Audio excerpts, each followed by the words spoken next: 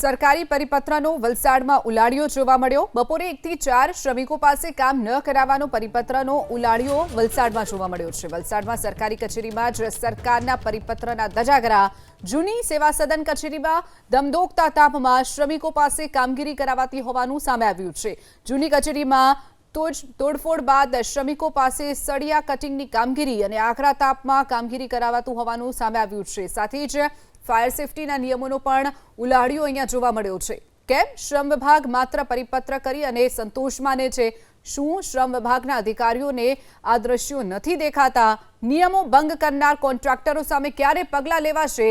આવા અનેક સવાલો અહીંયા ઊભા થઈ રહ્યા છે। સરકારી પરિપત્રનો ભંગ કરનાર કોન્ટ્રાક્ટરો સામે સરકાર કોઈ કાર્યવાહી કરશે ખરા? તે પણ અહીંયા પ્રશ્ન થાય છે।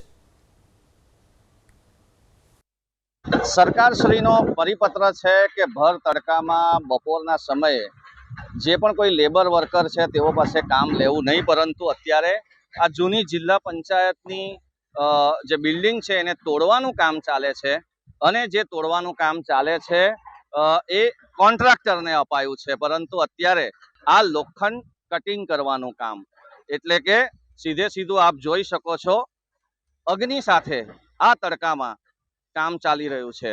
સળિયા કાપવાનું કામ ચાલી રહ્યું છે અને લેબર જે પ્રમાણે આ કામ કરી રહ્યા છે એ ખરેખર અહીંયા આપ જોઈ શકો છો તડકો કેટલો છે ને એની અંદર પણ આ કામ ચાલુ છે। કોન્ટ્રાક્ટરે એના નિયત સમયમાં એ કામ પૂર્ણ કરવાનું હોય છે, તેવા સમયે આ કામગીરીને તેઓ પણ જલ્દી કરવા માંગતા હોય, પરંતુ સ્થિતિ આપ સમજી શકો છો કે ભર બપોરે પણ આ કામ અહીંયા ચાલુ છે। તડકો ખૂબ જ છે, એની વચ્ચે પણ આ લેબર્સ, આ જે લોકો છે, આ જે મજૂરો છે એ કામ કરી રહ્યા છે।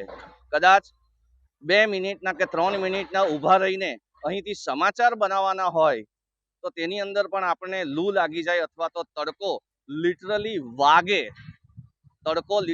વાગે એવી સ્થિતિમાં પણ આ મજૂરો હાલ કામ કરી રહ્યા છે। સરકારશ્રીનો જે પરિપત્ર છે એ તંત્ર દ્વારા એ કોન્ટ્રાક્ટરોને પણ અપાયો છે કે કેમ, એ પણ પ્રશ્ન મોટો છે। અહીંયા મહિલાઓ, પુરુષો બધા જ કામ કરી રહ્યા છે, હાથમાં ગ્લવ્સ પહેરીને કામ કરી રહ્યા છે।